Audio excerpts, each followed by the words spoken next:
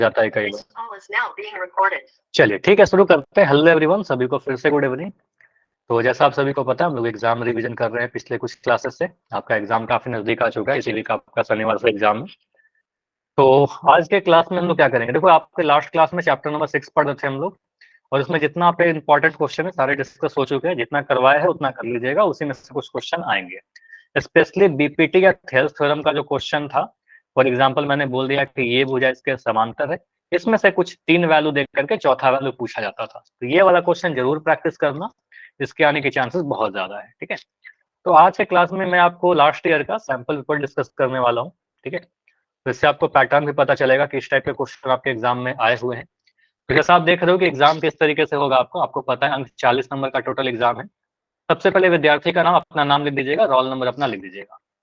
सितंबर 2022 का पेपर है, क्लास 10 का मैथ्स का, पिछले साल का। 90 मिनट का टाइम मिलेगा, मतलब 1.5 घंटे का समय है आपके पास 40 क्वेश्चन के लिए। इंस्ट्रक्शन जरूर पढ़ लेना, कोई भी एग्जाम का जब भी एग्जाम देते हो तो पहले आप इस बार इंस्ट्रक्शन को जरूर पढ़िएगा। ठीक है, क्या लिख रखा है यहाँ पर, सभी प्रश्न अनिवार्य, मतलब जितने भी क्वेश्चन है सभी आपको आंसर करने हैं।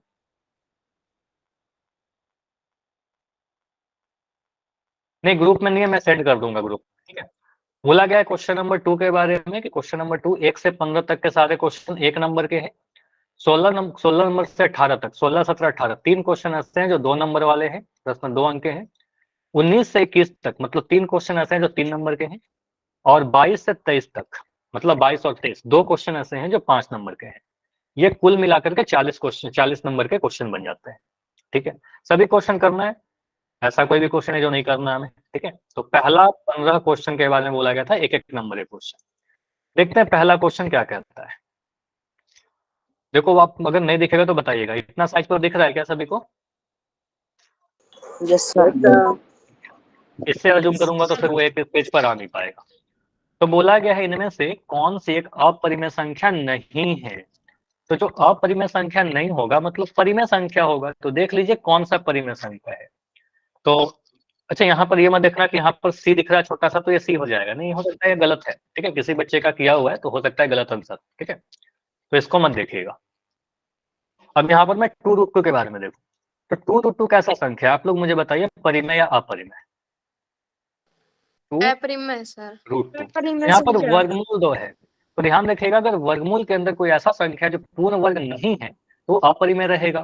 तो आप लोगों से ये वर्गमूल खत्म नहीं होगा, इसका मतलब ये अपरिमेय होगा, तो ये तुम्हारा आंसर नहीं बनेगा। हमसे तो पूछा गया था कौन सा अपरिमेय नहीं है। ऑप्शन नंबर ए को देखते हैं।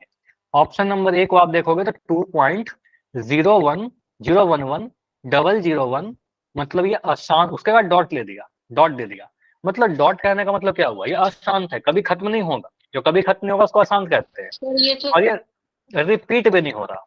अब समझिए रिपीट क्यों नहीं हो रहा, क्योंकि यहाँ पर देखो 1 बार 0 आया, यहाँ पर 2 बार 0 आया, आगे जाकर के 3 बार 0 आएगा। मतलब ये कोई ब्लॉक नहीं है कि जिसको रिपीट कर रहा है, कुछ बढ़ते जा रहा है जीरो की संख्या। तो ऐसे वाले डेसिमल को, ऐसे वाले दशमलव को कहते हैं अशांत अनावर्ती। ठीक है, तो अशांत अनावर्ती जो दशमलव होते हैं वह भी अपरिमेय होते हैं। ठीक है, तो ये भी अपरिमेय संख्या होगा, ये भी हमारा आंसर नहीं होगा, ये भी हमारा आंसर नहीं होगा। ऑप्शन बी को देखते हैं, 2 + 2√4। तो इसको लिख देंगे 2 + 2 इंटू √4 का वैल्यू क्या होता है बताइए? √4 को कह सकते हैं 2 × 2 यानी 2 आ जाएगा। ठीक है, तो वर्गमूल 4, 4 2 का वर्ग है, तो आप कह सकते हो सर 2 × 2। इसको सॉल्व करोगे तो 2 + 2 × 2 आपका 4 आ जाएगा, यानी 6 आ जाएगा। अब 6 को आप 6/1 लिख सकते हो, मतलब परिमेय संख्या है जिसको p/q के रूप में हम लिख पा रहे हैं। तो कहेंगे सर ये वाला जो है परिमेय संख्या है, और परिमेय संख्या है तो अपरिमेय नहीं होगा, और अपरिमेय नहीं है तो आंसर हमारा यही वाला बन जाएगा। ठीक है, एक बार इसके बारे में थोड़ा ध्यान दीजिए, क्योंकि यहाँ से एक कंसेप्ट है थोड़ा सा, इसको समझिएगा। जैसे मैं एक दशमलव लिखूं 5.354, फिर लिख दिया 354, फिर लिख दिया 354 और डॉट डॉट लगा दिया। ठीक है, अब मैं पूछूं कि ये परिमेय है कि अपरिमेय है, तो ये बोलेगा अशांत है। प्लस देखो यहाँ पर एक ब्लॉक है जो रिपीट हो रहा है, 354 यहाँ भी आया, 354 यहाँ भी आया, 354 यहाँ भी आया, मतलब इसको हम लिख सकते हैं 5.354 और इसके ऊपर एक डंडा ऐसा लगा देते हैं। ठीक है, इसको बार कहते हैं। अब इसका मतलब है कि 3 5 4 के ऊपर डंडा लगा हुआ है, मतलब 3 5 4 रिपीट होते जाएगा सर। ठीक है, वो हमेशा रिपीट होते रहेगा, तो इसको कहते हैं आवर्ती। आवर्ती मतलब रिपीट हो रहा है। ठीक है, तो अशांत आवर्ती अगर रहेगा तो उसको परिमेय कहते हैं, ठीक है, इसको परिमेय कह देंगे। तो ये वाला नंबर अगर कोई आपसे पूछेगा तो आप बोलेंगे सर ये कैसा है, परिमेय संख्या है, ठीक है, रेशनल नंबर है। लेकिन अगर मैं इसमें ऐसे लिख दूं 5.34, ठीक है, उसके बाद लिख दिया 344, फिर लिख दिया 3444, अब मुझे बताइए, ये डॉट लगा दिया, अभी अनावर्ती। अब देखो यहाँ पर कोई ब्लॉक नहीं है जो रिपीट हो रहा है, यहाँ पर देखो 3 4 आया, यहाँ पर 344 है, यहाँ पर 3444 है, मतलब रिपीटिंग ब्लॉक नहीं है जो रिपीट हो रहा है। तो कहेंगे सर अशांत अनावर्ती, और जो भी दशमलव अशांत अनावर्ती होगा उसको क्या कहते हैं, वो अपरिमेय संख्या होता है, ठीक है। इस कंसेप्ट से हमने देखा वो जो ऑप्शन नंबर ए था वो अशांत अनावर्ती था, इसलिए वो अपरिमेय संख्या कहलाएगा, ठीक है। तो ये अपरिमेय था, ऑप्शन सी भी अपरिमेय था, आंसर नहीं होगा, ऑप्शन बी होगा। क्लियर। तो एक क्वेश्चन से हमने 2-3 कंसेप्ट सीख लिया, ठीक है। चलिए यहाँ पर मुझे एक दो चीज और बताओ, अगर मैं ऐसा लिखता हूँ √7 परिमेय है कि अपरिमेय है? अपरिमेय संख्या आपको पता है, मैं अपरिमेय के लिए लिख देता हूँ, ठीक है। अपरिमेय है क्योंकि हमें पता है कि सर वर्गमूल के अंदर कोई वर्ग नहीं है। अगर मैं लूँ √16 तो ये क्या होगा, परिमेय, परिमेय हो जाएगा, परिमेय होगा क्योंकि वर्गमूल 16 जो है वो 4 का वर्ग है, ठीक है। तो ये परिमेय संख्या हो जाएगा, क्योंकि इसको सॉल्व करोगे ना तो ये 4 मिल जाएगा, ठीक है, 4/1 परिमेय संख्या है। एक क्वेश्चन और मुझे बताएगा, मैं ऐसा लिख देता हूँ 16 प्लस, और यहाँ चलो ऐसे लिखता हूँ थोड़ा, मैंने लिखा है यहाँ पर 9 प्लस 4। अब बताओ ये क्या है, परिमेय या अपरिमेय? परिमेय, आप समझिएगा। चलो यहाँ पर दोनों ही आंसर आ रहे हैं। अगर √a+ भी आ गया तो इसको हम अलग अलग नहीं कर सकते, ये ऐसा कर दोगे तो गलत हो जाएगा, ठीक है। मैं अलग अलग करके नहीं ले सकता, पहले मुझे जोड़ना पड़ेगा। अगर जोड़ या घटाओ कुछ भी रहे तो उसको आप पहले जोड़िएगा या घटाइएगा। यहाँ पर आप करोगे सर ये 9 4 13 आ जाएगा, और 13 पूर्ण वर्ग नहीं है, आप कहोगे सर ये अपरिमेय है, ठीक है, ये अपरिमेय होगा, ठीक है। क्लियर। हाँ बिल्कुल अपरिमेय होगा, पहले जोड़ना है, ऐसा नहीं करना कि 3 और 2 अलग अलग कर देना, नहीं होगा, ठीक है। चलिए तो ऐसे क्वेश्चन कुछ आएंगे तो देख लीजिएगा। अगला क्वेश्चन जो बोल रहा है इसमें बोला गया कौन सा अपरिमेय है, इर्रेशनल को पहचानिए, ये तो आसान नहीं, और आप लोग को आंसर कहाँ देना है, देखो चैट सेक्शन में आंसर देते रहिए, कमेंट सेक्शन में, ठीक है, ABCD, ठीक है। हाँ मैं अगर कुछ क्वेश्चन का आंसर पूछूं कि डायरेक्ट माइक, क्योंकि फिर क्या होगा ना, मेरा आवाज नहीं जाएगा तो प्रॉब्लम होगी। यहाँ पर आप बोलोगे सर अगर मैं चारों ऑप्शन को देखूं तो ऑप्शन नंबर ए में दिख रहा है √1, तो √1 कहने का मतलब 1 आ जाएगा, ठीक है, √1 आ गया। ऑप्शन बी क्या है, √4 का वैल्यू क्या होगा, 2 हो जाएगा, इसको सॉल्व करने पर 2 आ गया, क्योंकि आपको पता है वर्गमूल 4 लिखने का मतलब 2 का वर्ग है, इसको लिख देंगे 2 गुना 2, ये 2 आ जाएगा, ठीक है। अब मैं पूछ रहा हूँ डी के लिए, √9 का वैल्यू कितना हो जाएगा, 3 √9 का वैल्यू आपका 3 हो जाएगा, तो यहाँ पर मैं लिख दिया 3, ठीक है। और √8 का वैल्यू क्या हो जाएगा, मैं लिख रहा हूँ √8 कुछ नहीं कैसे हो जाएगा, यहाँ पर आपको ब्रेक करेंगे 16 हो जाता है, 2 × 2 × 2, ठीक है। तो आपको उसे 2 गुना, हाँ 2√2 आएगा, 2 × 2 × 2 करेंगे 8 मिल जाएगा, इसका भाज्य गुणनखंड कर रहे हैं, 2 को 3 बार गुना करेंगे तो 8 आ जाएगा। यहाँ से 2 बार से 1 बार बाहर निकल जाएगा, ये 2√2 आएगा। यहाँ से कहेंगे सर ऑप्शन नंबर सी जो लिखा हुआ है 2√2 लिखा हुआ है, ठीक है। अब देखो वर्गमूल कहाँ रह गया, अब ये तो परिमेय संख्या हो गया, ठीक है, ये परिमेय संख्या हो गया। ऑप्शन बी 2/1 हो गया, यह भी एक परिमेय संख्या हो गया। ऑप्शन डी 3 है, 3/1 लिख सकते हैं, ये भी परिमेय संख्या हो गया। अपरिमेय कहाँ दिख रहा है, ऑप्शन नंबर सी, तो ऑप्शन सी कैसा है, अपरिमेय है। तो आंसर क्या बनेगा हमारा, ऑप्शन नंबर सी हमारा सही आंसर आ जाएगा, ठीक है। √8 एक अपरिमेय संख्या है। ऐसे भी बोल सकते हैं ना सर 1 1 का वर्ग है, चलो ऐसे कर सकते हैं क्या, मैंने आपको सीधे तो बता रखा है, ये कुछ भी नहीं देखे अगर, तो 9 किसका वर्ग है, 3 का, ये पूर्ण वर्ग है 9, तो ये परिमेय हो जाएगा। 4 2 का वर्ग होता है, ये भी अंतर नहीं होगा, 1 का वर्ग 1 होता है, तो ये सारे के सारे वर्गमूल के अंदर जो संख्याएं लिख रखे हैं किसी न किसी संख्या का पूर्ण वर्ग है, तो ये सारे क्या होंगे, परिमेय होंगे। लेकिन 8 किसी का भी पूर्ण वर्ग नहीं होता, किसी भी संख्या का वर्ग करने पर 8 नहीं मिलेगा आपको, ठीक है। तो आपको सर ये क्या होगा, अपरिमेय होगा, आंसर ऑप्शन नंबर सी, ठीक। चलिए क्वेश्चन नंबर 3 पर आते हैं। क्वेश्चन नंबर 3 बताइए, यहाँ पर क्या बोला गया है, एक्स स्क्वायर, इस क्वेश्चन को एक पेज पर लेता हूं,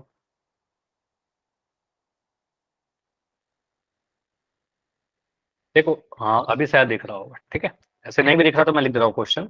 बोला गया x square minus x minus 5 के शून्यकों का योग बताइए। ठीक है, तो शून्यकों का योग के लिए हम क्या फॉर्मूला लगाते थे, मतलब आपसे अल्फा प्लस बीटा पूछ रहा है, शून्यकों का योग कहने का मतलब अल्फा प्लस बीटा का फॉर्मूला माइनस बी बटा ए।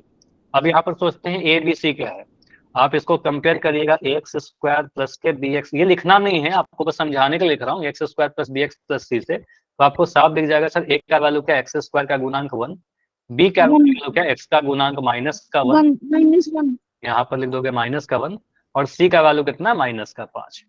आपसे पूछा गया alpha plus beta, alpha plus beta का वैल्यू माइनस बी बाई ए, और माइनस बी बाई ए करने का मतलब माइनस का साइन तो आ ही गया। चलो तो यहाँ पर b का वैल्यू कितना है आपका, b का वैल्यू -1 है और a का वैल्यू 1 है, तो इसको सॉल्व करोगे तो माइनस से माइनस कट जाएगा आपका, यहाँ पर 1 आ जाएगा। ठीक है, 1/1। तो शून्यकों का योग कितना आ गया, 1 आ गया। आंसर कौन सा बनेगा यहाँ पर, ऑप्शन नंबर ए बन जाएगा। चलो अब मैं अगर इस क्वेश्चन में पूछूं आपसे कि मुझे यहीं पर पूछा तो नहीं गया है आपसे, लेकिन अगर मैं आपसे पूछता हूँ कि यहाँ पर शून्यकों का गुणन बता दो, सी बाय ए, तो अल्फा बीटा कितना होगा, अल्फा बीटा का वैल्यू सी बाय। अच्छा प्लीज चलो मैं यहाँ पर आपका माइक बंद कर रहा हूँ, क्योंकि देखो इससे ना काफी बच्चे डिस्टर्ब भी हो रहे हैं। अभी मैं आपका माइक बंद रखूंगा थोड़ी देर, नो सर आपको चैट में देना है। ठीक है, चलिए तो यहाँ पर अल्फा बीटा का वैल्यू बताइए, सी बाई ए। तो क्लास में सिर्फ 3-4 बच्चे नहीं होना, ठीक है, फिर क्या होता है बाकी बच्चे नहीं समझ पाते हैं। ठीक है, ऐसे आंसर सही कर रहे हो, लेकिन फिर भी यहाँ पर थोड़ा सा आराम से पढ़िए, सभी को समझ में आ जाएगा। अल्फा बीटा क्या होगा, सी बटा है, शून्यकों का गुणनफल कितना होता है, सी बटा है, तो सी का वैल्यू कितना है यहाँ पर, सी का वैल्यू माइनस का 5 है और ए का वैल्यू कितना है आपका 1 है, तो -5 को 1 से डिवाइड करेंगे तो आपका आ जाएगा -5। इस केस में जो आपका आंसर आएगा -5 आएगा। अगर आपसे गुणन पूछता तो आंसर हमारा डी हो जाता, आपसे योग पूछा गया था इसलिए आंसर हमारा ऑप्शन नंबर ए होगा। ठीक है, तो ये एक आसान सा क्वेश्चन है, कहीं पर भी डाउट होगा बिल्कुल बोलिएगा, माइक ओपन कर दूंगा। ठीक है, चलिए अगला क्वेश्चन। अगला जो क्वेश्चन है आपका, बोला गया 280 और 245 का एचसीएफ बताइए। ठीक है, अब देखिए यहाँ पर 280 या 245 का एचसीएफ के लिए पहले मैं आपको कुछ ऐसे लिखता हूँ, मैं एक नंबर लिख रहा हूँ, मान लो एबीसी जो भी नंबर है वो प्राइम नंबर्स लिख रहा हूँ। एक नंबर में लिखा x, ठीक है, और a का पावर 2, b का पावर 3 और c का पावर 5, कुछ ऐसे लिख दिया। ठीक है, और एक नंबर y ले रहा हूँ, बस इससे थोड़ा कंसेप्ट आपको समझ में आएगा, a का पावर 3, b, c का पावर 2 और d का पावर 3 ले लिया। ठीक है, अब मैं पूछ रहा हूँ इन दोनों का एचसीएफ कितना हो। तो जब एचसीएफ पूछेंगे तो एचसीएफ में महत्तम समापवर्त में जो कॉमन है उसको लेते हैं और छोटा वाला पावर को लेते हैं। ठीक है, छोटा घात को लेते हैं कॉमन का, तो बोलेंगे सर ए दोनों जगह पर लिखा हुआ है तो ए को ले लीजिए, लेकिन ए का छोटा घात कहाँ पर है, एक्स वाले में। ठीक है, तो एक्स छोटा वाला घात यहाँ पर 2 ले लोगे। ठीक है, उसके बाद बोलेंगे सर बी का छोटा घात कहाँ पर है, तो यहाँ पर आपको लिख रहा है, तो बी का छोटा घात 1, सी का छोटा घात 2। अब डी लेंगे क्या, डी दोनों जगह है ही नहीं।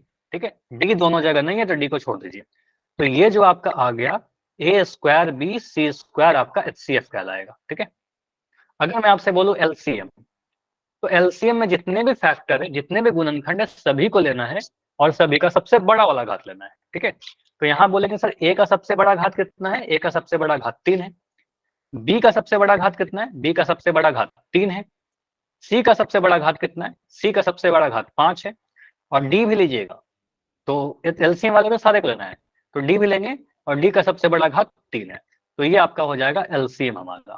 ठीक है, तो ये एचसीएफ और एलसीएम का कंसेप्ट था हमारा। अब इसी चीज को यूज करते हैं, मुझे बताओ इतना सभी को क्लियर है क्या, बताओ, इसमें कोई डाउट है तो डी लिख कर बताइए, या माइक ऑन है आपका, बताइए। क्लियर तो वाई लिख दो। चलिए ठीक है, अब इतना अगर क्लियर है तो इसी कंसेप्ट को यूज करते हैं, नो डाउट। चलिए, तो यहाँ पर आपको बोला क्या गया 280 245 का एचसीएफ बताइए, तो एचसीएफ निकालने के लिए मैं क्या करूंगा, दोनों का भाज्य गुणनखंड करूंगा। अब देखो जब 280 को देखो, सोचो मैं कैसे करता हूं, अगर मैं यहाँ पर 280 लिख रहा हूँ, अब आप लोग क्या करते हो ना, इसको 2 से डिवाइड करने लगते हो, करो कोई दिक्कत नहीं है, लेकिन मैं जो सबसे पहले मुझे दिखता है कोई भी प्राइम नंबर से आप इसको डिवाइड कर दीजिए, बस अभाज्य संख्या से डिवाइड करना। तो मैं यहाँ पर 5 से इसको डिवाइड कर रहा हूँ पहले। तो 5 से डिवाइड करेंगे सर, 5 पंजे 25, ठीक है। उसके बाद 3 बच जाएगा, 5 6 30, 56 में कट जाएगा। तो इसको दिख रहा सर 7 से तो कट जाएगा ये, तो 7 से काटिए, 7 से 8 बार में कट जाएगा। अब 8 आ गया। अब बहुत जल्दी से दिख जाएगा सर, 2 चौके 8, 2 दूनी 4 और 2 एकम 2, ठीक है। तो ये हमारा भाज्य गुणनखंड हो गया। उसके बाद मैं अगला नंबर ले रहा हूँ 245, ठीक है। 245 से 5 से डिवाइड हो रहा है, लेकिन हमें चेक करना होगा 5 एक अभाज्य संख्या है नहीं, बिल्कुल 5 एक अभाज्य संख्या है, ठीक है। तो 5 से इसको डिवाइड करिए, कितने बार में कटेगा, 5 चौके 20, 5 नंबर 45, 49 बार में। फिर से काटोगे 7 सत्ते 49, और 7 से काटोगे 7 एकम 7, ठीक है। चलिए, तो यहाँ पर मैं क्या कर रहा हूँ, दोनों को अभाज्य गुणनखंड के फॉर्म में लिख रहा हूँ। तो मैंने 280 को अगर लिखना चाहा, तो 280 में देखिए 2 का घात कितना है मुझे बताओ, 2 कितने बार आया, 3 बार आया। तो 2 का घात 3 लिख देंगे। 5 एक बार आया, 5 का घात 1 रखेंगे, और 7 का घात भी 1 रखेंगे, 7 भी 1 बार आया था। इसी तरीके से विकास, कोई डाउट है तो बताइए, बिल्कुल बताइए अगर डाउट है तो। क्या डाउट है? 245 को अगर मैं अभाज्य गुणनखंड करूं तो आपको दिख रहा है सर, ठीक है, 5 को 5 लिख दिया। अच्छा, आंसर डी लिख रहे हो, ठीक है। यहाँ पर काफी बच्चे डी लिख रहे हैं ना आंसर, तो मुझे लग रहा है डाउट, ठीक है, कोई बात नहीं। तो 5 है, और यहाँ पर 7 का घात 2 लिख दिया, ठीक है, 7 का घात 2 लिख दिया। तो ये दोनों संख्याओं को मैंने भाज्य गुणनखंड कर दिया। अब यहाँ पर समझिए, अगर मैं आपसे बोलता हूँ कि HCF बताइए, तो HCF के लिए क्या बोला था, HCF में आप क्या, 7 का घात 2 है ना यहाँ पर 2, तो आप सर HCF में क्या करेंगे, जो भी कॉमन है उसको लीजिए और सबसे छोटा घात लीजिए। तो 5 दोनों जगह है, 2 नहीं लेंगे, 2 लेंगे क्या, 2 दोनों जगह नहीं है, ठीक है। 5 फैक्टर दोनों जगह है, लेकिन 5 का छोटा घात क्या है, दोनों जगह 5 का घात 1 ही है, तो 1 ले लीजिए। 7 दोनों जगह है, 7 का सबसे छोटा घात, एक जगह 2 एक जगह 1, तो 1 लेंगे, छोटा वाला घात। तो 5 से को 7 से गुना करिए, 35 आपका मिल जाएगा HCF, ठीक है। तो आंसर आपका ऑप्शन नंबर डी तो आ ही रहा है, ठीक है, HCF 35 आ गया। चलिए, इसमें नहीं पूछा गया है, लेकिन आपको LCM पता होना चाहिए। मुझे बताओ, अगर LCM पूछो तो कैसे लिखोगे?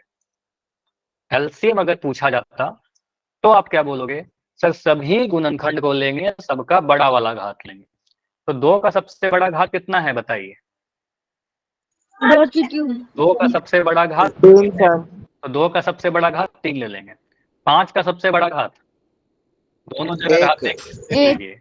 7 का सबसे बड़ा घात 2, तो 7 का घात 2, ठीक है। तो यहाँ से गुना करिए, 8 गुना 5 गुना 14। अब देखो यहाँ पर ये गलती मत करना कि 2 का पावर 3 6 लिख दे दो, पहले आप लोग कर रहे थे, ये मत करिएगा, ठीक है। 2 का पावर 3 8 होता है, 2 को 3 बार गुना करेंगे, 3 से मत गुना करिएगा, क्योंकि ये तो बहुत बार पढ़ा चुका हूँ अब तो, ठीक है। तो ये आ गया आपका 8 पंजे 40, 40 14 लिख दिया मैंने, 49 कर लो, 49 आएगा। तो 40 गुना 49, ठीक है। तो 40 को 49 से गुना करिए, क्या आएगा, तो 40 को 49 से गुना करना, इतना तो आपको पता होना चाहिए। 4 से गुना करिए, 9 चौके 36 का 6, कैरी 3, 16 3 19, तो 1960 आ गया आपका, ठीक है। तो LCM आपका जो आ रहा है 1960 आएगा। क्लियर है? Yes sir. तो यहाँ पर हमसे देखो, यहाँ पर हमसे अगर डायरेक्ट LCM पूछता, डायरेक्ट HCF पूछता, तो इस तरीके से कर लिया हम। लेकिन देखो आंसर तो आपको पता है, आंसर मत लिखिएगा, क्योंकि मुझे पता है आंसर आप सभी को आता है। क्वेश्चन अगर ऐसे दे दे, HCF 280 और 245, ठीक है, बराबर कितना आया था, अभी आपका 35 आया था, ठीक है। सर हाँ जी, सर स्क्रीनशॉट लेने दो उसका। चलिए, आप ऐसे PDF में सेंड कर दूंगा, ठीक है? चलो इसका आप स्क्रीनशॉट ले लो। अच्छा, विक्रम माइक ऑन करिए, विक्रम जरा, विक्रम माइक ऑन करोगे? हाँ जी, मुझे बताओ HCF में क्या डाउट है आपका। देखो HCF में क्या करते हैं ना, बोलो सर। हाँ ठीक है, आप देखिए कॉमन कौन सा है, 2 दोनों जगह कॉमन है, नहीं है ना, ठीक है। 5 दोनों जगह कॉमन है, हाँ जी। अब 5 का सबसे छोटा वाला घात, तो 5 का छोटा घात कितना है, दोनों जगह पर 1 है, तो 5 का घात 1 लिख दिया। अब 7 का सबसे छोटा घात क्या है बताइए, 1, तो 7 का घात 1 लिखा, 5 का घात 1 5 होता है, 7 का घात 1 7 होता है, 5 7 35 लिख दिया। समझ में आया? सर 2 दो को नहीं लिया, दो कॉमन नहीं है ना। एचसीएफ में क्या होता है, जो कॉमन है, जो दोनों ही जगह पर है, उसको लेंगे। फॉर एग्जाम्पल यहाँ पर समझिए, मैंने अभी आपको एक एग्जाम्पल समझाया था। एचसीएफ जब निकाल रहे थे तो इसमें डी लिया था क्या? डी क्यों नहीं लिया? डी इसलिए नहीं लिया क्योंकि ऊपर वाले नंबर में डी नहीं है, ठीक है। तो एचसीएफ में जो कॉमन है, जो दोनों जगह पर प्रेजेंट है, उसको लेते हैं और छोटा घात लेते हैं, और एलसीएम में सभी को लेते हैं और बड़ा घात लेते हैं, ठीक है। नहीं, सॉरी की तो बिल्कुल बात ही नहीं, सॉरी क्यों लिखते हो, ठीक है। पढ़ा क्यों रहा हूँ, आपके लिए पढ़ा रहा हूँ ना। अब सॉरी लिखोगे तो फिर कैसे चल पाएगा, ठीक है। एचसीएफ यहाँ पर 280 245 का 35 है, ठीक है। मैं बोल रहा हूँ इनका एलसीएम बताइए। अब आंसर मत लिखिएगा, आपको पता है कि 1960 आने वाला है, ठीक है, क्योंकि पिछले क्वेश्चन में मैंने यही क्वेश्चन तो सोल्व किया था, ठीक है। लेकिन अब यहाँ पर मुझे बताइए, क्वेश्चन को सॉल्व करने का तरीका क्या होगा, कैसे अप्रोच करोगे? ये 2 नंबर का क्वेश्चन आएगा। कोई फॉर्मूला पढ़ा है क्या हमने? एचसीएफ और एलसीएम में कोई संबंध ऐसा नहीं पढ़ा था? हाँ सर, ये ना वो divide into divide. LCF into LCM बराबर पहली संख्या इंटू दूसरी संख्या, ए टू बी। तो यहाँ पर जो दो नंबर है ना, उनको आप ए बी कह दीजिए। तो ये वाला जो 280 है उसको ए बोल दीजिए, तो 245 को बी बोल दीजिए। तो यहाँ पर बोला गया है कि 280 और 245 जो दो नंबर हैं ए और बी, उसका एचसीएफ आपका 35 है। तो एचसीएफ की जगह पर आप 35 लिख दीजिए। एलसीएम आपसे पूछा गया कि एलसीएम इन दोनों ही नंबर का क्या होगा। ब्रैकेट के अंदर जो नंबर लिखे गए हैं, ब्रैकेट के अंदर जो नंबर लिखे गए हैं वही आपका ए और बी है। यहाँ पर बोलोगे एलसीएम नहीं पता, एलसीएम लिख दिया। ए का वैल्यू क्या है? पहला नंबर आपका 280 है, दूसरा नंबर आपका 245 है। तो यहाँ से आप सॉल्व करोगे, एलसीएम बराबर 280 इंटू 245 बटा में 35। इसको आप काटिए, आंसर आपको 1960 आ जाएगा। जैसे मैं 5 से काट रहा हूँ तो 5, अच्छा 7 से दिख रहा है, 7 चौक 7 पंजे 35, 7 से कटा 4 40, 5 से काटा 7 5 8 40, ठीक है। तो यार है 8 गुना 245, गुना करिए देखिए क्या आ रहा है। 8 पंजे 40 का 0, कैरी 4, 8 चौके 32, 32 4, 36 का 6, कैरी 3, 8 दूनी 16, 3 19, 1960 आ रहा है, ठीक है। क्लियर? हाँ, अगर मैं आपसे बोलता हूँ कि एलसीएम ना पूछ करके, अगर मान लो हंस, मैं बोलता हूँ एलसीएम ना पूछ करके अगर आपसे एचसीएफ पूछा जाता, ठीक है, तो आपसे एलसीएम दे देता और आपको एचसीएफ नहीं पता रहता। तो यहाँ पर सिंपली समझिए कि हमारे पास एक फॉर्मूला ऐसा है, फॉर्मूला है आपके पास एचसीएफ इंटू एलसीएम, ठीक है, बराबर ए गुना में बी। अब यहाँ पर 4 चीजें हैं, इन चारों में कोई भी 3 चीज देकर के चौथा पूछा जा सकता है, ठीक है। इनमें से कोई भी 3 दिया जाएगा, पहला, दूसरा, तीसरा और चौथा। इनमें से कोई भी 3 दिया जाएगा, चौथा आप पुट कर 3 को पुट करोगे, चौथा निकल जाएगा, है ना। समझ में आया? चलिए, अगर आपसे एचसीएफ पूछेगा तो एलसीएम को नीचे करिएगा, ठीक है। आपसे ए पूछेगा तो बी को नीचे करिएगा, तो एचसीएफ और एलसीएम दिया रहेगा, ठीक है। चलिए, अगला जो क्वेश्चन है आपका,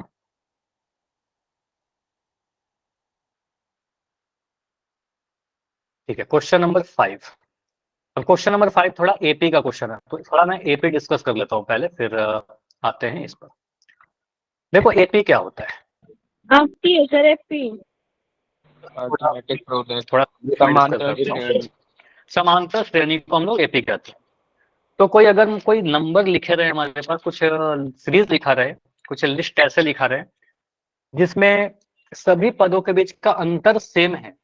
फॉर एग्जाम्पल मैंने ऐसे लिखा 5 लिखा, 5 में 3 जोड़ दिया तो 8 मिल गया, फिर 8 में 3 जोड़ा 11 मिल गया, 11 में 3 जोड़ा 14 मिल गया, और इस तरीके से आगे नंबर मिलते जा रहे हैं, ठीक है, आगे जोड़ते जा रहे हैं, नंबर मिलते जा रहा है। तो ये एपी में है या नहीं कैसे चेक करेंगे? तो 8 में से 5 घटा करके देखिए, तो 8 में से 5 घटाओगे तो आपको क्या मिलेगा? फिर यहाँ पर 3 मिलेगा।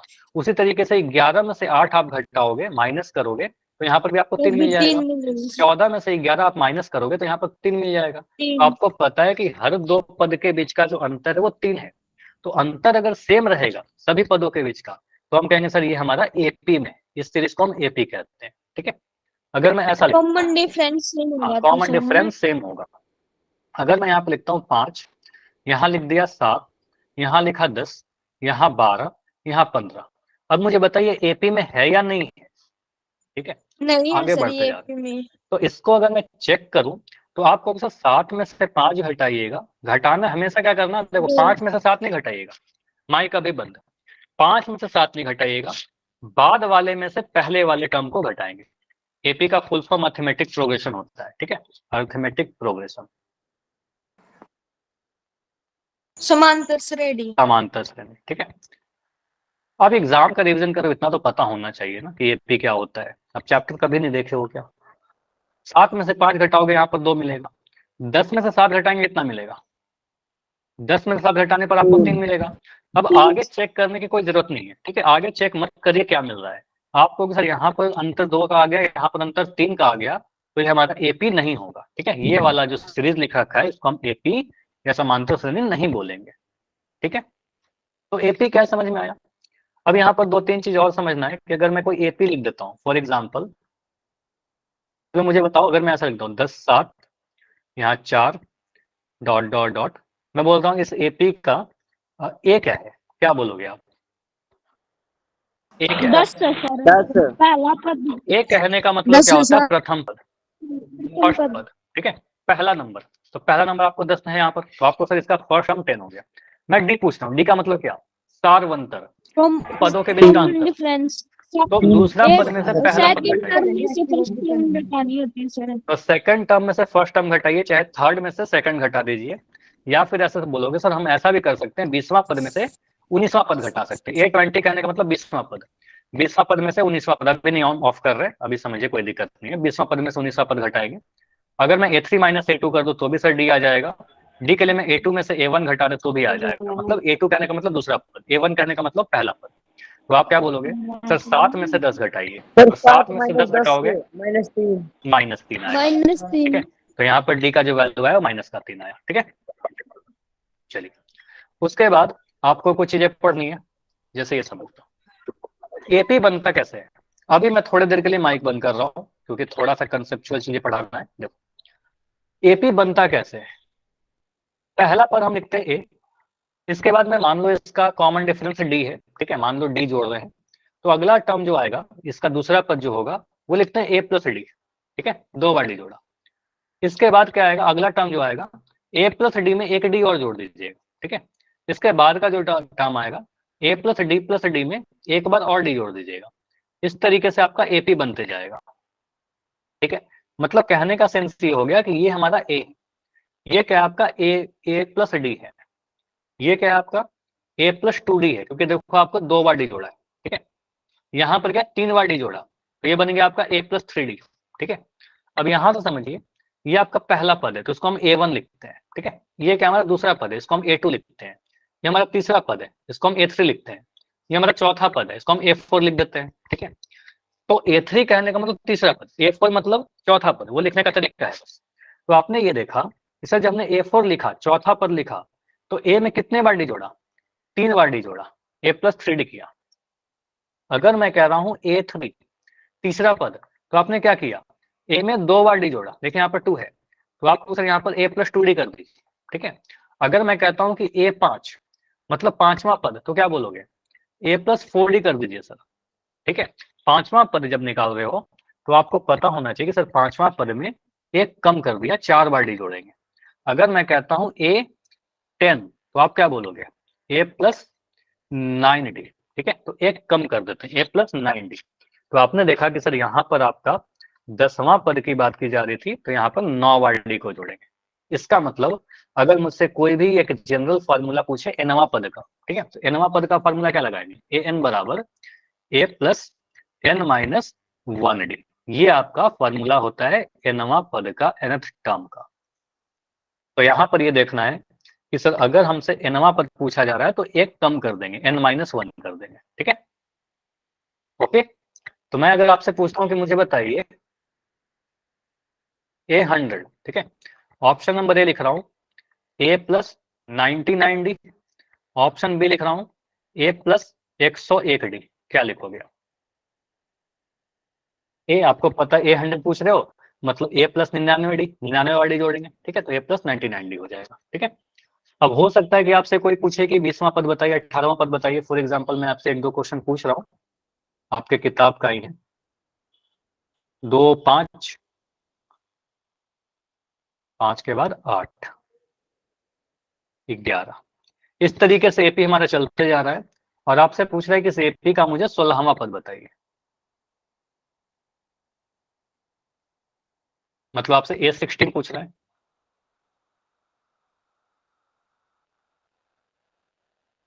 आंसर करिए चैट सेक्शन में। नहीं, फाइनल करो ना, वो तो ठीक है, A+15 डी ठीक है। ए का वैल्यू डालिए, डी का वैल्यू डालिए। जब सीरीज दे रखा है तो ए डी तो आपको पता है ना। ए का वैल्यू क्या हो गया? ए का वैल्यू आपका 2 हो गया। ए कहने का मतलब क्या? First term 2। डी का वैल्यू कितना हो जाएगा? डी का वैल्यू 5 में से 2 घटाइए, सेकंड टर्म में से फर्स्ट टर्म घटाइए, 3 आ गया। ठीक है, अब यहां से आपको सर A16 पूछ रहे हो तो A+15D, ठीक है, 15D करोगे। यहाँ पर ए का वैल्यू 2 है, 15 इंटू डी का वैल्यू आपका 3 है, तो ये आ गया 2 + 45। 2 में 45 जोड़ेंगे आपका 47 आ जाएगा आंसर। ठीक है, ठीक है ना। चलिए एक और एनसीईआरटी का ही क्वेश्चन है, आपके बुक का ही क्वेश्चन है। चलो ये मुझे बताओ, अगर मैं लिखता हूं ऐसे 10, 7, 4 इस तरीके से जा रहे हैं और बोल रहा है इसका आप 30वां पद बताइए।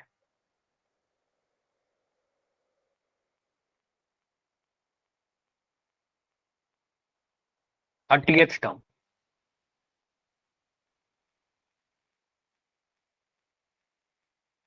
आंसर याद था क्या? इतना जल्दी कैसे कर लिए? देखो यहाँ पर ए का वैल्यू क्या होगा? ए का वैल्यू 10 हो गया, पहला पद आपका। ठीक है, डी का वैल्यू क्या हो जाएगा? सर 7 में से 10 को घटाइए। ठीक है, तो 7 में से 10 को घटाएंगे तो कितना आ जाएगा? -3। डी का वैल्यू -3 आ गया। आपसे पूछ रहा 30वां पद, तो A30 कितना हो जाएगा? A30 बराबर A प्लस कितना लिख दो बताइए? मैंने सही लिखा है क्या? क्या मैंने सही लिखा है? A30 बराबर A प्लस एक्स गलत हो गया, तो कैसे सही होगा? क्या लिखना चाहिए मुझे?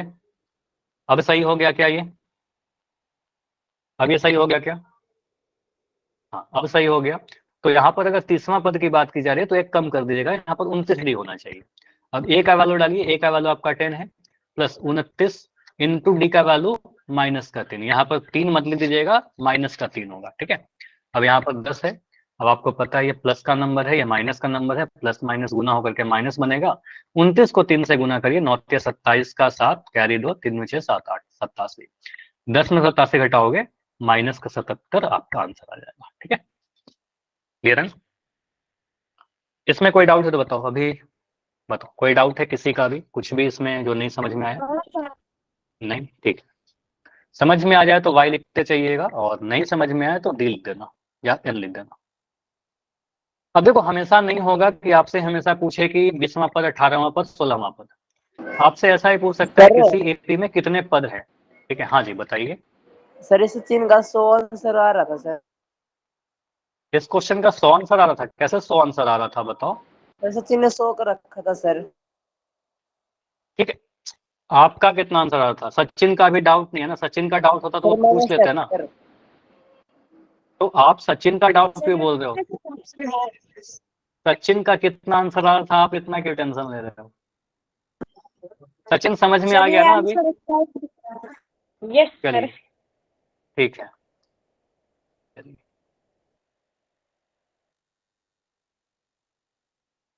तो ये एक सेकंड रुक जाओ।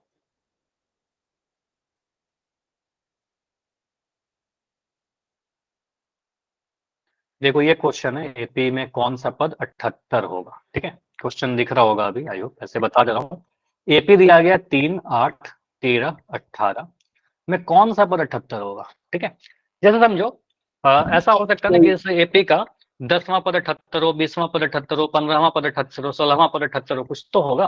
ठीक है, तो आपसे 78वां मत नहीं पूछ रहा, आपसे पूछ रहा है कौन सा पद 78 होगा, मतलब आपसे एन का वैल्यू पूछ रहा है। जैसे एनवा पद, तो आप यहाँ पर लिखिएगा ना, मान लीजिए एनवा पद आपका 78 है, तो एन का वैल्यू निकाल दीजिए। ठीक है, तो यहाँ पर 2 तरीके से आपको बताता हूँ। मेथड नंबर 1 जो है वो डायरेक्ट फॉर्मूला पर है, मतलब आप सीधे कह सकते हो सर यहाँ पर ए का वैल्यू कितना है, मुझे आप लोग बताइए ए का वैल्यू क्या है यहाँ पर? पहला पद इस एपी का 3, ये क्वेश्चन नंबर 5 है, इस पर मत कंफ्यूज कर जाना। 3, ठीक है, ए का वैल्यू 3 है। डी का वैल्यू कितना है? 5। 8 में से 3 घटाओगे तो आपको 5 मिल गया, तो डी का वैल्यू 5 आ गया। अब मान लेते हैं कि एनवा, हमें पता तो नहीं है ना कौन सा पद 78 है, ठीक है, तो मान लीजिए एनवा पद 78 है, तो क्या हम ऐसा लिख सकते हैं कि माना अगर एनवा पद 78 है तो ऐसा लिख दें ए एन का जो वैल्यू है सर 78 है, ठीक है, ए एन 78 है। अब ए एन का फॉर्मूला लगाइए। ए एन का फॉर्मूला क्या होता है? A plus N minus 1 into D बराबर 78। इसमें जिसका वैल्यू पता है डालिए। ए का वैल्यू आपको पता है 3, डाल दिया 3, प्लस एन का वैल्यू नहीं पता, एन निकालना है, एन माइनस 1 लिख दिया। डी का वैल्यू यहाँ पर 5 है। देखो ये क्वेश्चन थोड़ा आसान है, डी का वैल्यू पॉजिटिव है। कई बार ऐसे क्वेश्चन में ना डी का वैल्यू नेगेटिव वाला आएगा, ठीक है, तो डी का वैल्यू अगर नेगेटिव आएगा तो वहां पर थोड़ा कैलकुलेशन ध्यान से करिएगा। 78। अब यहाँ पर जो 3 है, इस 3 को आप उधर के साइड ले जाइए, जब उधर जाएगा तो सब्ट्रैक्ट हो जाएगा, तो n माइनस 1 इंटू 5, ये कितना लिख सकते हैं? 78 माइनस 3, ठीक है, और यहाँ से आप कह सकते हो सर n माइनस 1 इंटू 5 का वैल्यू कितना आ गया? 75 आ गया, ठीक है। इसके आगे मैं इधर सॉल्व करता हूँ। कुछ स्टेप्स आप छोड़ सकते हो क्योंकि 1 नंबर का क्वेश्चन है, आपको थोड़ा फास्ट कैलकुलेशन कर सकते हो, मैं आपको समझाने के लिए लिख दे रहा हूँ, हो सकता है कुछ बच्चों को डाउट होता हो, ठीक है। 75/5, 5 से डिवाइड करेंगे तो 15 बार में कट जाएगा, 15 5 जो 75, तो n माइनस 1 का वैल्यू 15 आया। कुछ बच्चे जल्दबाजी में आंसर ऑप्शन नंबर सी कर देंगे, ठीक है, वैसे मत करिएगा, गलती हो जाएगा। n माइनस 1 आया है आपका, n का वैल्यू कितना होगा? 15 प्लस 1, 15 प्लस 1 कितना हो जाएगा? 16 हो जाएगा। माइनस 1 उधर गया तो प्लस का 1 हो गया, ठीक है, ऐड हो जाएगा तो उधर जाकर, तो n का वैल्यू आपका 16 होगा, ऑप्शन नंबर डी। समझ में आया? क्लियर? Yes, sir. ठीक है, देखो इस क्वेश्चन को मैं एक शॉर्टकट तरीके से बता दूं। एपी क्या लिखा हुआ था? एपी आपका लिख रखा था 3 8 11, कितना था? 3 8 के बाद 3 8 13 18, 3 8 13 18 और ऐसे करके जा रहा है, ठीक है। मान लो इसमें बोल रहा है कि आपसे बोल रहा है कि 78 यहाँ पर बोल रहा है कौन सा पद 78, तो मान लिया ये इतना एपी जो है 78 पे खत्म हो जाता है, ठीक है, मानना कि 78 पे एपी खत्म हो जाता है, तो ये हमारा लास्ट टर्म हो जाएगा इस एपी का। तो आपको देखना है ये क्या पद है, ठीक है, कौन सा नंबर का टर्म है। तो इसके लिए डायरेक्ट एक फॉर्मूला होता है, एन का वैल्यू जो होता है वो सीधे last term minus first term, last term में से फर्स्ट टर्म को घटाइए, डिफरेंस से डिवाइड करिए, और देख सकते हो 1 नंबर का क्वेश्चन आएगा तो डायरेक्ट आंसर आ जाएगा। अब सीधे बोलो क्या? 78 में से 3 घटाइए। Yes, sir. 78 में से 3 घटाने पर क्या आएगा? 75. तो आप सीधे बोलोगे, 75. चलो मैं लिख देता हूँ 78 माइनस 3, डिवाइड करना है डी से, तो डी का वैल्यू क्या है? आप बोल सकते डिफरेंस 5 है कहाँ पर, ठीक है, तो यहाँ पर डी का वैल्यू 5 है, प्लस का 1, ठीक है, सीधे आंसर आ गया 75/5 प्लस का 1, तो ये आ गया 15 प्लस का 1 यानी 16। कर कुछ नया नहीं कर रहे हैं, वही चीज कर रहे हैं, ठीक है, बस थोड़ा फॉर्मूला डायरेक्ट है, तो आप इसको याद कर सकते हो। एन का वैल्यू अगर पूछा जाए कहीं पर यूज करोगे तो ऐसे कर सकते हैं, ठीक है, 1 नंबर वाले क्वेश्चन। तो ये फॉर्मूला लिख लीजिए, स्क्रीनशॉट ले लो, n बराबर l minus A by D plus 1। चलिए, तो अब आपका क्वेश्चन है यहाँ पर k के किन मानों के लिए अंश कर सकते हो, लेकिन मत करिएगा, मैं एडवाइस दे रहा हूँ कि वो फॉर्मूला मत यूज करिएगा, 1 नंबर वाले में करिएगा, बाकी जहां सॉल्यूशन का पार्ट होगा पूरा सॉल्व कर दीजिएगा, ठीक है, डायरेक्ट मत यूज करना, ठीक है। कुछ चीजें होता है जो हमें पता है लेकिन यूज नहीं करते, ठीक है। चलिए, तो k का किन मान के लिए रैखिक युग्म का एक युग्म जो है उसका हल कैसा बोल रहा है? अद्वितीय हल। चलो मैं भूल चुका हूं, मुझे बताइए अद्वितीय हल के लिए कंडीशन क्या था आपका? a1/a2 वाला कंडीशन क्या होता है? अद्वितीय मतलब एक हल के लिए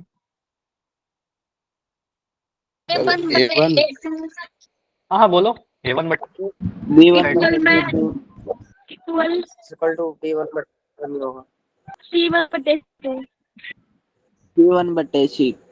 कहाँ पर मैं बराबर लिखूं, कहाँ पर बराबर नहीं लिखूं, मुझे नहीं समझ में आ रहा, बताइए। ये भी बताइए, सही लिखा? ये सही है? अद्वितीय हल कह रहा हूँ, ऐसे कैसे काम चलेगा? ऐसे नहीं काम चलेगा, रिवीजन करिए। देखो मैंने आपको पढ़ा रखा है डिटेल में। वो तो हाँ, वो क्या था हमारा, तीनों बराबर हो जाएगा तो अनगिनत हल हो जाएगा ना। ये अनगिनत नहीं बोल रहा। अद्वितीय कहने का मतलब क्या हो गया, हाँ सिर्फ सर, एक हल। A1 upon A2 not equal to A1 B1 बटे अपॉन B2 A2 होगा नॉट सर। इक्वल अब टू अच्छा B1 रहा है, बटे बहुत A1 बढ़िया। बटे A2 नॉट अब चलो, इक्वल टू अब B1 माइक बटे बंद। B2। अद्वितीय कहने का मतलब यूनिक, यूनिक कहने का मतलब जो सिर्फ एक ही हो, जैसे कि ताजमहल यूनिक है, ठीक है। तो अद्वितीय मतलब सिर्फ एक हल। तो इसका जो कंडीशन था आपके पास, A1 बटा A2 वो B1 बाई B2 के बराबर नहीं होना चाहिए सर, ठीक है। यही कंडीशन हमें पता है। अब यहाँ पर देखिए A1 क्या है, B1 क्या है, A2 क्या है, B2 क्या है, C1 C2 से तो मतलब भी नहीं है, ठीक है। तो मैं क्वेश्चन यहाँ पर लिख दे रहा हूँ, इक्वेशन लिख रहा हूँ, x माइनस के वाई प्लस 4, ठीक है। x माइनस के वाई प्लस 4 बराबर 0, और एक लिख रखा है 2x माइनस का 6y माइनस का 5 इक्वल टू 0। ये दोनों दे रखा है। बोल रहा है हमें यूनिक सॉल्यूशन चाहिए, अद्वितीय हल चाहिए। तो यहाँ पर क्या बोलोगे, हमें क्या होना चाहिए sir, A1 by A2 does not equal to होना चाहिए B1 बाई B2, ठीक है। तो A1 का वैल्यू क्या है, x का गुणांक पहले One. समीकरण का। तो पहले समीकरण का x का जो गुणांक है वो 1 दिख रहा है, तो यहाँ पर मैं लिख दूंगा 1 बटा A2 का वैल्यू दूसरे समीकरण का x का गुणांक, तो यहाँ पर 2 लिख रहा है, तो 1/2 लिख दिया। ये बराबर नहीं होना चाहिए B1 बटा B2 के। तो B1 का वैल्यू आप क्या बोलोगे, k लिखे, बोलिए। K बटे में -6। ये गलत है, माइनस क्या आएगा सर? माइनस के आएगा ना, तो यहाँ पर माइनस के बोलिएगा। यहाँ पर y का गुणांक क्या है, माइनस का के। तो जब B1 लिखोगे तो B1 का वैल्यू माइनस का के है, तो यहाँ लिखोगे सर माइनस का के। और जब B2 लिखेंगे तो B2 क्या होगा, माइनस का 6 होगा, ठीक है। -6। यहाँ -6 होगा। माइनस से तो माइनस अब यहाँ कट पर जाएगा। पता है अब माइनस से माइनस से माइनस कट माइनस जाएगा। कट अच्छा देखो, जाएगा इतना सर। आप माइक ऑन करोगे ना तो फिर मुझे माइक बंद करना पड़ेगा, ठीक है। तो आप सही बोल रहे हो, लेकिन फिर क्या होगा, कुछ बच्चे डेफिनेटली ऐसे होंगे जिनका डाउट क्लियर नहीं हो पाएगा, ठीक है। तो यहाँ पर देखो 40-50 बच्चे हैं, ठीक है। तो यहाँ पर ध्यान दीजिए, माइनस से माइनस कट गया आपका, और यहाँ पर क्या होगा, ये 6 जाकर उधर गुना हो जाएगा। यहाँ पर 6/2 डज नॉट इक्वल टू, जैसे इक्वल टू के साइन में सॉल्व करते हैं वैसे डज नॉट इक्वल टू में सॉल्व करते हैं। यहाँ पर क्या आ गया, तो 6 को, मतलब आपको पता है के का वैल्यू सर 3 नहीं हो सकता, 3 के अलावा कुछ भी ले लीजिए हो जाएगा, ठीक है। तो अद्वितीय हल होने के लिए के का वैल्यू 3 नहीं होना चाहिए, ठीक है। तो देखिए ऑप्शन में ऐसा कुछ लिखा हुआ है क्या, तो ऑप्शन नंबर बी में दिख रहा है ना, के का वैल्यू 3 नहीं होना चाहिए, K does not equal to 3, option number B, ठीक है। चलिए क्वेश्चन नंबर 7। अच्छा ये क्वेश्चन तो बताने की नीड नहीं है, आप में से हर एक बच्चा आंसर कर देगा। यह बहुपद के अधिकतम कितने शून्यक है, 2। तो बिल्कुल मार्क भी किया हुआ है। तो ये एक द्विघात बहुपद है, और द्विघात बहुपद का अधिकतम शून्य कितना होगा, 2 शून्यक होगा, ठीक है। हमेशा 2 ही शून्यक होगा क्या, द्विघात बहुपद का हमेशा 2 शून्यक होगा, यस सर। नहीं। द्विघात बहुपद का हो सकता है 0 शून्यक हो सकता है ना, कि उसका द्विघात बहुपद का ग्राफ जो मैंने बताया था कि ऐसे ग्राफ बनेगा तो एक भी शून्यक नहीं होगा, एक्स एक्सिस तो नहीं कट कर रहा। अगर ऐसे कट करेगा तो कहेंगे सर इसका एक शून्यक होगा कि एक जगह पर कट कर रहा है। अगर कुछ ऐसा कट करेगा तो 2 शून्यक होगा, ठीक है। 2 बिंदु पर काट रहा है तो 2 शून्यक होगा, 2 से ज्यादा नहीं होगा, ठीक है, 2 से ज्यादा नहीं होगा। तो आप कह सकते हो सर मैक्सिमम 2 होता है, 0 1 हो सकता है, ठीक है। तो यहाँ पर मैक्सिमम की बात की गई थी, अधिकतम, तो कहेंगे 2 शून्यक मैक्सिमम होगा, ठीक है। 3 4 तो कभी नहीं होगा, 1 हो सकता है, लेकिन यहाँ पर मैक्सिमम की बात की गई थी तो मैक्सिमम 2 होगा, ठीक है। समझ में आया। द्विघात बहुपद का अधिकतम घात कितना है, 3, तो उसका मैक्सिमम शून्य कितना होगा, जितना मैक्सिमम घात उतना ही मैक्सिमम शून्य होता है, ठीक है। तो मैक्सिमम 3 शून्य होंगे। चलो मुझे बताओगे क्वेश्चन, मुझे याद आ रहा है ऐसा क्वेश्चन मैंने आपको करवाया था। इसके कितने शून्यक हैं बताइए, या कोई बहुपद का अगर ग्राफ दे रखा है तो इसके कितने शून्यक हैं, 3। तो आपने देखा यहाँ पर एक बार कट किया एक्स एक्सिस को, 2 बार यहाँ पर कट किया, तीसरा यहाँ पर कट किया, ठीक है। तो इसके 3 शून्यक होंगे, ठीक है, इसके 3 शून्यक होंगे, ठीक है। चलिए तो अगर मैं क्वेश्चन ये पूछूं आपसे, चलो गुणनफल का क्वेश्चन करवाया था अभी थोड़ी देर पहले क्या, तो यहाँ पर देखो गुणनफल का क्वेश्चन आ गया, 6x² + x - 2। चलो मैं यहाँ पे लिख देता 13 हूँ, आएगा। 6x² प्लस का एक्स था या माइनस का एक्स? प्लस का एक्स माइनस का 2। बोला सोनेको का गुणनफल बताइए क्या होगा, कितना आएगा सर बताइए। सचिन क्या बोला अभी आपने?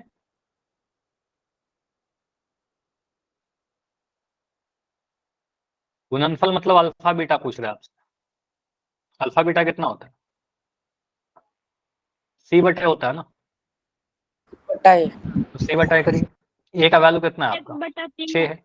बी का वैल्यू कितना है? 1 है। 1/3 ठीक है, 1/3 आएगा। 6 1 - 2 लिख दिया। अब सी का वैल्यू कितना है आपका? -2। ए का वैल्यू कितना है आपका? ए का वैल्यू 6, तो -2/6 कहने का मतलब -1/3 आ गया।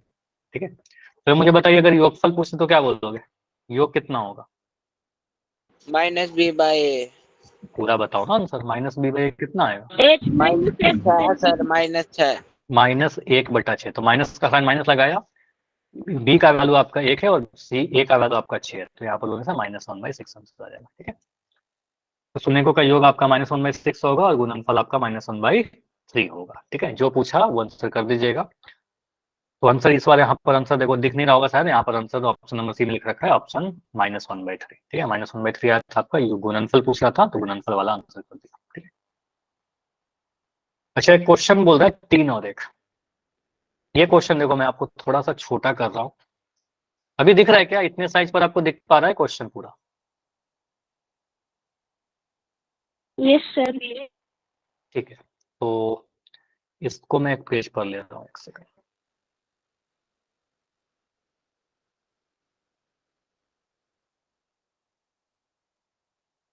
कुछ चीजें मिस हो गई है, कट गई है, उसको मैं समझा दे रहा हूँ। द्विघात बहुपद ज्ञात कीजिए जिसके शून्यकों का योगफल दे रखा है 3 और बोल रहा है गुणनफल जो है आपका वो दे रखा है 1। मतलब सीधे सीधे बोल रहा है योगफल कितना? योगफल यानी कह सकते हो सर अल्फा प्लस बीटा का वैल्यू दिया गया है 3 आपका। गुणनफल या गुणन सीधे लिखिए, अल्फा बीटा कितना? अल्फा बीटा का वैल्यू 1। अब मुझे बताइए द्विघात बहुपद कैसे लिखते थे? फॉर्मूला क्या था हमारे पास? नहीं, वो X square plus B X मत, ये लिखो अगर हमारे पास होने को का योग और गुणन पता है तो हम द्विघात बहुपद लिख सकते थे। दो तरीके से आप लिख सकते हो, एक हम लोग पहला फॉर्मूला ऐसा लिख सकते थे x square minus alpha plus beta, ठीक है, into x plus alpha beta, ये द्विघात बहुपद होता था हमारा। या फिर इसकी जगह पर आप ऐसे भी लिख सकते हो, सेकंड वाला फॉर्मूला हमारे पास एक्स स्क्वायर माइनस एस, मतलब यहाँ पर सम एक्स प्लस पी, ऐसा फॉर्मूला। ठीक है, तो x square minus S x plus P कहने का मतलब क्या हुआ?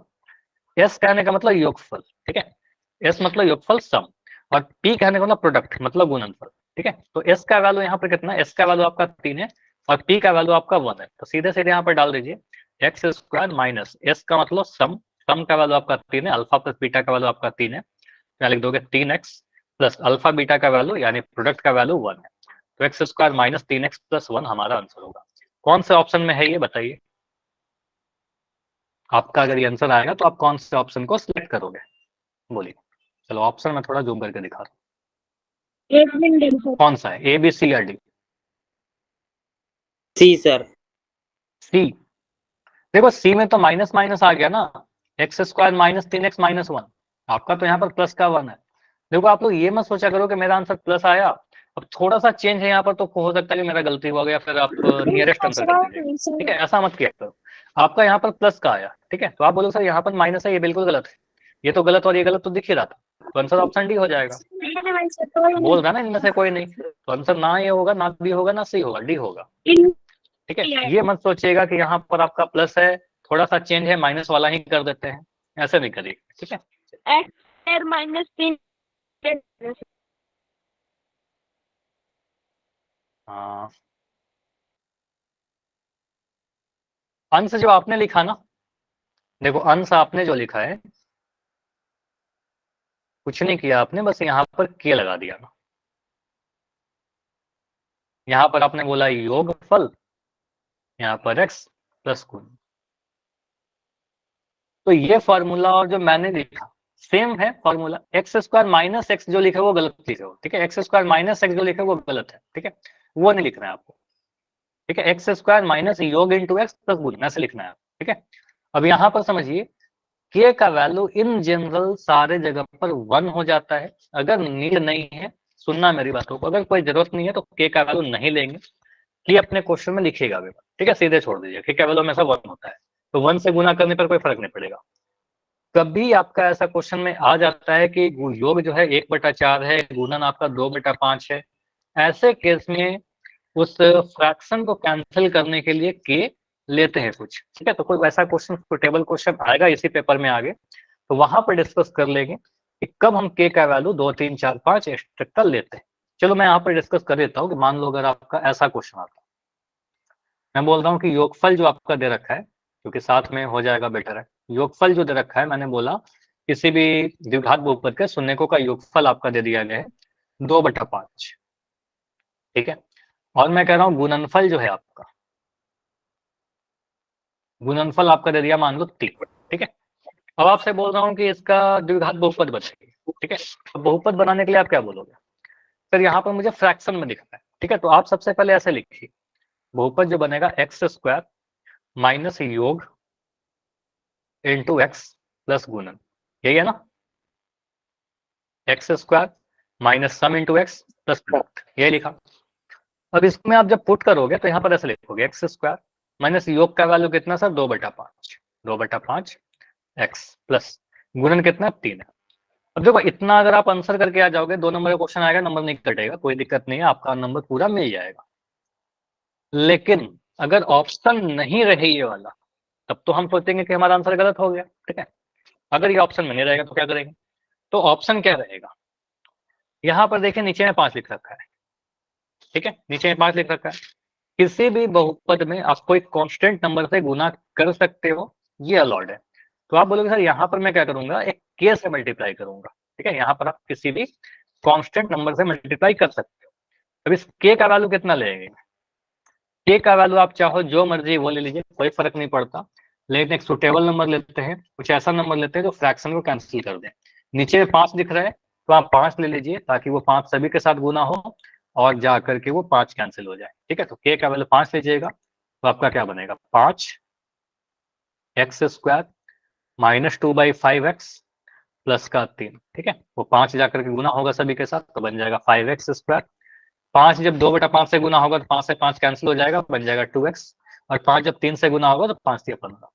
तो आंसर इतना छोड़ोगे तो भी सही है, अगर आप यहाँ पर छोड़ देते तो भी सही है, लेकिन सवाल है कि ऑप्शन कौन सा रहेगा, तो ज्यादा चांस है कि ऑप्शन ये वाला रहे, ठीक है। क्लियर, के कहाँ पर कुछ लेते हैं, अदरवाइज बाकी सभी जगह पर के का वैल्यू 1 लेते चलिए, कोई दिक्कत नहीं है, ठीक है। ऐसे केस में के का वैल्यू, तो ये मुझे बताओ, एक क्वेश्चन और मुझे याद आ रहा है कि ऐसा क्वेश्चन अगर आपसे पूछता हूँ कि मान लो 2 द्विघात बहुपद बनाइए जिसका शून्य का आपको दे रखे हैं, शून्य का आपको दे रखा है 5 और 3, ठीक है। बहुपद बताइए क्या होगा,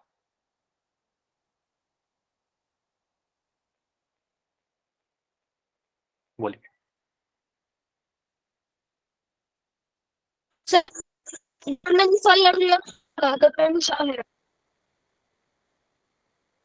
क्या बोल रहे हो, मैं योगफल और गुणनफल बता दूं। अब एग्जाम में तो आप ऐसा नहीं बोलोगे ना, एग्जाम में क्वेश्चन आएगा तो आप ये बता दीजिए, जो क्वेश्चन है उसके अकॉर्डिंग करने का ट्राई करो।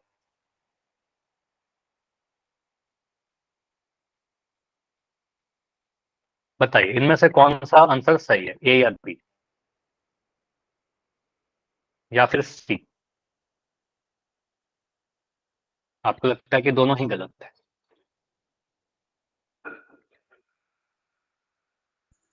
ए। देखो अब यहाँ पर गड़बड़ है। देखो एटलीस्ट वो गलती मत करो जो मैंने क्लास में बिल्कुल बोल के पढ़ाया है कि यहाँ पर आप मिस्टेक करते हो, मिस्टेक मत करिएगा, ठीक है। तो यहाँ पर आपको काफी डिटेल मैंने बता रहा है कि 2 टाइप के क्वेश्चन होते हैं। पिछले क्वेश्चन मैंने आपको योगफल और गुणनफल दे दिया था, यहाँ पर आपको शून्य दिया गया है।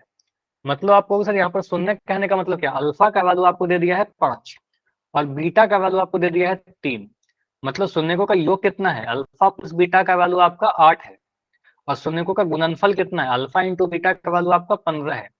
तो ये कहोगे सर ये क्या है, हमारा शून्यकों का योग है, और ये क्या है, शून्यकों का गुणन है। तो शून्यकों का योग और गुणन दिया नहीं गया था, हमने वो सोचकर निकाला, 5 3 8 और 5 3 15। अब यहाँ से आप बोलोगे सर फॉर्मूला क्या था, x square minus alpha plus beta, यानी कहने का मतलब है योग इंटू एक्स प्लस गुणन। तो ऐसा क्वेश्चन नहीं करवाया था क्या, बताओ, याद आया सभी को कैसा करवाया था क्लास में? क्लास के सबसे लास्ट क्लास में आपको ऐसा क्वेश्चन करवाया था, बोला भी था कि इसमें गलती मत करिएगा, ठीक है। तो एक्स स्क्वायर माइनस योग कितना आपका 8 एक्स प्लस गुणन कितना आपका 15। तो आंसर ये बनेगा ऑप्शन नंबर बी, ठीक है। सर आज इतना ही। हाँ जितना ही रखते हैं, चलो आज सही टाइम पर बोले हो। इसके आगे के जो क्वेश्चन है मैं आपको, सुन लो अभी मेरी बात, इसकी मैं पीडीएफ आपके ग्रुप में शेयर कर दूंगा, ठीक है। ये पीडीएफ आप लोग खुद से ट्राई करिएगा सॉल्व ठीक करने है का, और उसके बाद उसी के आगे, यहीं से आगे अगले क्लास में डिस्कस करेंगे, लेकिन ट्राई जरूर करना, ठीक है। चलो, गुड नाइट एवरीवन। हाँ अगले क्लास में मिलते हैं, कल मिलते हैं।